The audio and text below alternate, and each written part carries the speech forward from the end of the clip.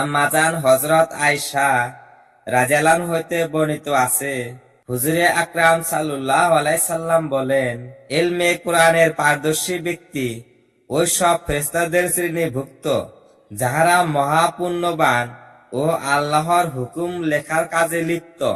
আর যে ব্যক্তি কষ্ট সাধ্য করিয়া ঠিকিয়া ঠিকিয়া কোরআন পড়ে সে দ্বিগুণ সওয়াব প্রাপ্ত হইবে। কোরআনের পারদর্শী ওই ব্যক্তিকে বলা হয় যে ভালোভাবে উহা ইয়াদ করিয়াছে ও ভালোভাবে পড়িতে থাকে। আর যদি অর্থ বুঝিতে সমর্থ হয় তার তো আর কোনো কথাই নাই। ফেরেশতাদের শ্রেণীভুক্ত হওয়ার অর্থ এই যে তাহারাও কুরআন শরীফকে লৌহে মাহফুজ হইতে নকল করেন, আর ওইসব লোকও কোরআনকে মানুষের নিকট পৌঁছাইয়া দেয়।